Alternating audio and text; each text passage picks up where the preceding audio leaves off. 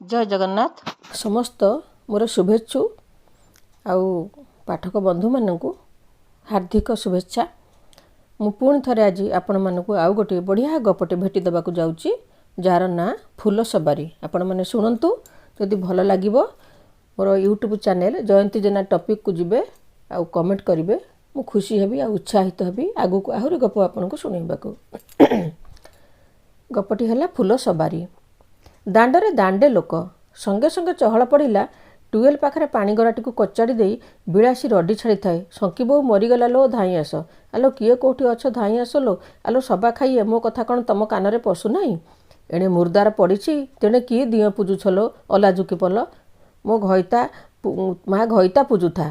तेणे मो संकी बहु आउ नाही लो हे सबा खाई मरीजो बोली मु जदि जानी था मते टिके गुड़ खीरी मागिथिला लो देई पारिली नाही। हे भगवान पोड़ा मुही एते धर्म केतेबेले कला लो। आजी परी दिन में अह्य हो गला। मु चंडालुंटा ताको केते कथा कहूली लो। बाहुनी बाहुनी दांड कंपाउला बिलासी। एमितिरे भी ता पाटरू गाँ सारा डर। डरबेनी केमती एई गाँर झील एई गाँर बोहू डर क्या घर जोइया गौरा बिलास को देखिले छेर छ हाथ पड़ो। भाविले आश्चर्य लगे केमती तांकर पिला चारटा है केजाणी। धीरे धीरे मधुदास घर पाखरे भिड़ बढ़िला। मधुआ भारीजा शशी बयस बेसी नुहे म ए 58 हम। गाँवली मूर्ख स्त्री लोकटा हेले घर करणा आ बुद्धि विवेक शशी को केही जानी पारिबेनी। शशीर दुईटा पुओ दुईटा झील। बड़ पुओ झील दुई जण बाहा हो जाइछन्ती। सान दियोटी जदिबा बयस हेलाणी अर्थ अभावरू बाहा करि पारुनाही। जहाँ भी करिथांता बरस है शशी मासरे 4 थर कटक मेडिकल धाउँची। शशीर खाद्य नली सुखी जाइछि। जहाँ भी खाऊछि बांति हो जाउछि। हबनी केमती सबुबेले तो चिंता कला खाइबा पीवा छाड़देला। एबे कौन है जो मानक लगे चिंता करुला से माने पिठीरे पड़िलेनी ना कौन दरकार थिला। शशीर बड़ बोहू मीना को आनिबा पई शशी जेतेबेले झील देखि जाइथिला सेतेबेले ता स्वामी मधु को कहितिला मु बोहू करी मो घर को आनिबी माने मु पसंद करिबा दरकार। साई पड़िशा जाई कौन देखिबे ए सबा खाई गाँव में घर भंगा लोक गुड़ा को मु जाने परा। जेते भल देखिले भी पंक चिपी चिपी तोड़ी धरला परी सेथुरु भेलटिए खोजी खोजी न काढ़िबा जाए तांको हाथ हजम हबनी। तेणु मु निष्पत्ति नेछि मु बहु पसंद करिबा परे साई पड़िशा बंधु बांधव जिबे खाइबे पीबे बहु को मुदी पिंधे दे आसिबे। मधु पूरा एकमत थिला शशीर प्रस्ताव रे। नहेब केमती पुओटा आसी 28 वर्ष हेलाणी। केते आडू केते प्रस्ताव आसिलाणी। ए गाँ बलांक पई तो भांगी जाउछि ना। शेषरे ताहा ही हेला। मीना को देखा जीवा दिन तांको घर पहुँचला पर शशी देखला मात्रे चालिया खंडे ता भितर बाउंश खुंट पोता होई ता उपरे बता बिछा होई भाड़ी तैयारी होईछि। सेई भाड़ी उपरे कंथा बिछा होई ता उपरे जो बेडसीट पड़िथिला खारासोढ़ार गंध सांगकू रंग उड़ी धला पड़ जाइतिला। दुआरे बरकोली गछ तले चुली पारी रोषेई करुछि मीनार माँ कनक। झील देखा पर्व सरिला परे मीना हाथ में 100 टंका दे शशी फेरी आसिला समय पछे पछे धाईथिला मीना।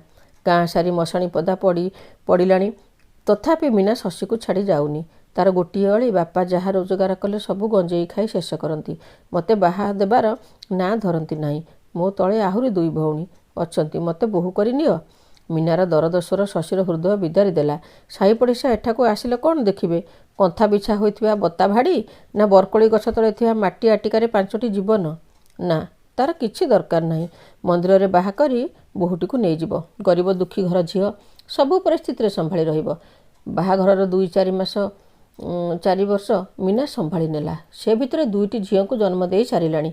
तथापि घर करना शिखला नाही कि चुली रे हांडी बसैबा को इच्छा भी नाही। सकाळ 7टार उठी गुढ़ा खुटेलाई धरी चली जीव गाँ शेष मुंड पोखरी हुड़ा। घर को फेरला बेलू दिन 9टा। पदे कहले 2 पद खुमणा करी शोइब। 2 दिन पखाला कंसाटी पेटरे पकई दे आ घर ता घर बुली खटी करिवो। ठीक 12टा बाजिले गोड़ लंबे बसीज टीवी सामने रोषेई करेंगे शाशु ननंद। 2टा बेले बड़ पुओ अभि ड्यूटी फेरिले सीधा थाली धरी चलीज हांडीशाला को भात बाढ़ा सत जमी रोषेई कर रखी। सान ननंद सुनीता सही न पारी बोऊ को कहे बोऊ जहाँ कह तू भाउज को बहुत मन मुह बढ़ा करिछु। आउ को शाशु होते ना देखी जाता ता बापा घर। सुनीता पाटे हाथ चापे शशी थाउ माँ पाटी करना मीना शुणव परा। सबु बेले मीना को डरुला शशी काले रागिकी बाप घर को चलीज छुआ मैंने मो पुओ हैरान हो। अभि कहब मो माँ चलई देलानी मो सुख सही पारानी ना ना एमती अपवाद से मते न दौ। निजे देखी बोहू करी आनिछि बोली साई पड़िशा बंधु बांधव नाकरे काठी पुरई छिंकुचंती। पदे कहीं बोहूटी को बुझौ नांती। ओलटी बोहूटी को कुबुद्धि देई नष्ट करदेलेनी। चाहुचंती आम घरटा भांगी जाऊ ଆଉ ଶଶୀ ନିଜେ ପାନେ ପାଉ। ପଡ଼ିଶା ଘର ବିନୋଦ ଅଭିର ଦାଦା ପୁଅ ଭାଇ ହେବ ସାନ ଭାଇ। ବାହାରେ କ'ଣ ଚାକିରି କରୁଛି। ଯେତେବେଳେ ଘରକୁ ଆସେ ଓଳି ତଳେ ଝରକା ପାଖରେ ପୋଖରୀ ହୁଡ଼ାରେ ମୀନା ସହିତ ଫୁସ୍ଫୁସ୍ ହୋଇ ଗପେ। କେଜାଣି କ'ଣ ସେ ଗପନ୍ତି। ମୀନା ଏବେ ତୃତୀୟ ସନ୍ତାନର ମା' ହେବାକୁ ଯାଉଛି। ଭଲ ସାବୁନ ପାଉଡ଼ର ଚୁଡ଼ି ଲୁଚେଇ ଲୁଚେଇ ବିନୋଦ ଆଣିକି ଦେଉଛି। ଶାଶୁ ଶଶୀ କହିଲା, ଏସବୁ ଜିନିଷ କିଏ ଆଣିଲା କି? ଆମ ଅଭି ତ ଏସବୁ ଆଣିନାହିଁ। ତୋ ଭାଇ ତ ଆସିନାହିଁ। କେଉଁଠୁ ଆଣିଲୁ କି ମା'? ସଙ୍ଗେ ସଙ୍ଗେ ଫଣା ଟେକି ମୀନା କହିଲା, ଏ ରାଣ୍ଡ ଘରେ କାହିଁକି ବାପ ଛନ୍ଦିଲା କେଜାଣି। ପେଟକୁ ଗଣ୍ଡେ ଖାଇଲେ ଦେହରେ ଯିବନି, କି ଭଲ ଟିକେ ଲଗେଇଲେ ବି ଦେହରେ ଯିବନି। ହେ ଭଗବାନ, ଏଭଳି ଡାହାଣିକ ନଜରରୁ ମୋତେ ନେଇଯାଅ। କହି କହି ଚାଲିଯାଏ ଦାଣ୍ଡ ବାଆଁରେଣୀ ଆଡ଼େ। ମୁଣ୍ଡରେ ହାତ ଦେଇ ବସି ପଡ଼େ ଶଶୀ। ଇଏ କି ପ୍ରକାର ବୋହୂ? ମୁଁ ତାର ମା', ମୋତେ କହୁଛି ରାଣ୍ଡ। ସୁନିତାକୁ ସୁଯୋଗ ମିଳିଛି ଦିପଦ କହିବାକୁ। ସଙ୍ଗେ ସଙ୍ଗେ କହିଲା, ବୁଝିଲୁ ବୋଉ, ଆଉ ଅଳ୍ପ ଦିନ ଅପେକ୍ଷା କର। ଦେଖିବୁ ତୋତେ ଭାଉଜ ଯଦି ନ ବାଡ଼େଇଛି ମୋତେ କହିବୁ। ଲୁଚେଇ ଛପେଇ କାନିରେ ଲୁହ ପୋଛେ ଶଶୀ। ଆଜିକାଲି ଯୁଗ ଯେମିତି ବୋହୂମାନଙ୍କୁ ପଦେ କହିପାରିବୁନି। ସିଧା ନେଇ ଥାନାରେ ବସେଇ ଦେବେ। ସେମିତି ହେବାକୁ ଦେବିନି। ମୋ ପୁଅଟା 5 ଲୋକରେ ବସା ଉଠା କରୁଛି। ମୁଣ୍ଡ ଟେକି ଚାଲିପାରିବନି।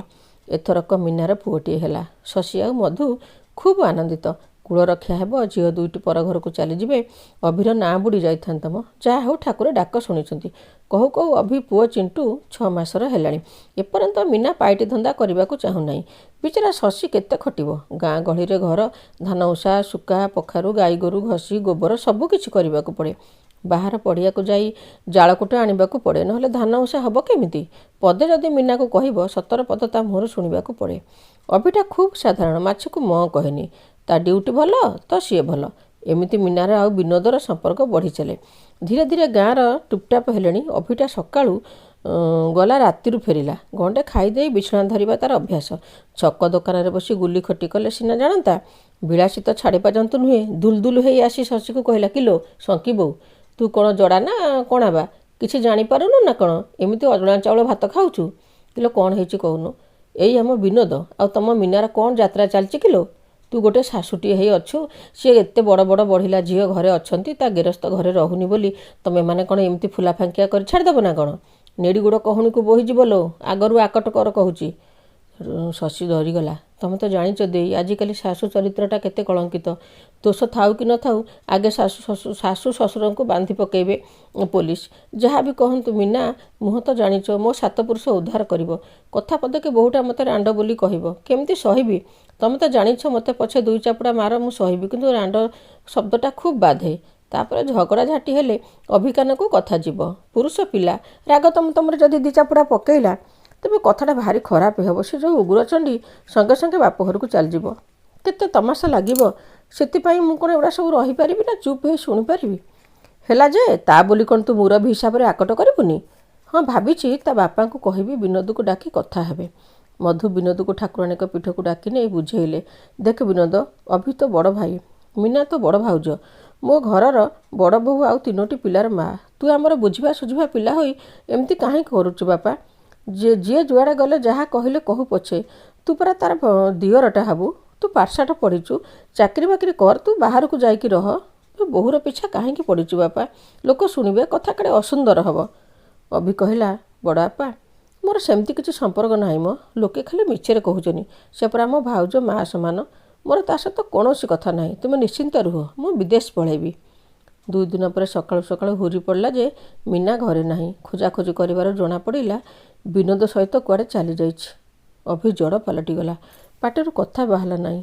ବହୁତ ଖୋଜାଖୋଜି କଲେ କିଛି ସନ୍ଧାନ ପାଇଲେ ନାହିଁ। ଗୋଟେ ପରିବାର ଭିତରେ ପାଚେରୀ ଛିଡ଼ା ହେଲା। ମୀନା ଘର ଛାଡ଼ି ଗଲାବେଳେ ବଡ଼ ଝିଅ ରିଙ୍କି 7ମ ଓ ପିଙ୍କି 5ମରେ ପଢ଼ୁଛନ୍ତି। ପୁଅ ଚିଣ୍ଟୁ ମାତ୍ର ବର୍ଷକର। ଶଶୀ ମୁଣ୍ଡରେ ବଜ୍ର ପଡ଼ିଗଲା। ଚିନ୍ତାରେ କତରା ଲଗା ହେଲା। 2 ବର୍ଷ ପରେ ମୀନା ଫେରିଲା କୋଳରେ ବର୍ଷକର ଝିଅଟିକୁ ନେଇ। ବିନୋଦ ଘରକୁ ପଶିଗଲା। ବିନୋଦର ସମସ୍ତ ପରିବାର ମୀନାକୁ ବୋହୂ ବୋଲି ଗ୍ରହଣ କରିନେଲେ। ଅଭି ଘର ଆଉ ବିନୋଦ ଘର ଭିତରେ ମାତ୍ର 40 କି 50 ଫୁଟ ଦୂରତା। କେମିତି ସହିବ ଛାତି?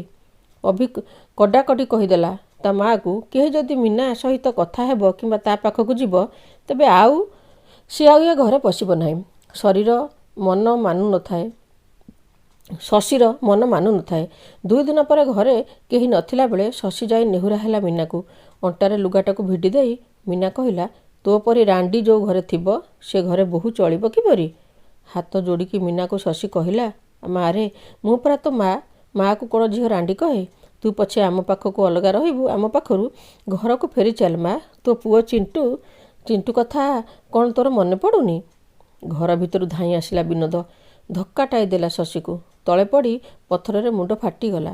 3 ଦିନ ପରେ ଚେତା ଫେରିଲା। ହେଲେ ସେଇ ଦିନରୁ ଶଶୀ ଆଉ ଶଶୀ ହୋଇ ରହିଲା ନାହିଁ।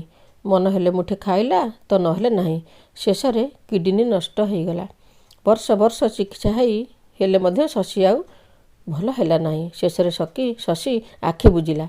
କେବେ ଜାଣନ୍ତି? ସାବିତ୍ରୀ ବ୍ରତ ଦିନ 12ଟା ସମୟରେ। ଶଶୀ ବିଧବା ହେଲାନି କି ରାଣ୍ଡ ବି ହେଲାନି। ଅହ୍ୟ ସୁଲକ୍ଷଣୀ ହୋଇ ଅଳତା ସିନ୍ଦୁରରେ ମଣ୍ଡି ହୋଇ ଫୁଲ ସବାରିରେ ବସି ଚାଲିଗଲା ଆରପାରିକୁ। କେମିତି ଲାଗିଲା ଆପଣଙ୍କୁ ଏଇ ଫୁଲ ସବାରି ଗପ? ଯଦି ଭଲ ଲାଗିଥିବ ତାହେଲେ ନିଶ୍ଚିତ ମୋ ଚ୍ୟାନେଲକୁ ଯାଇ ମୋତେ ସବସ୍କ୍ରାଇବ୍ କରିବେ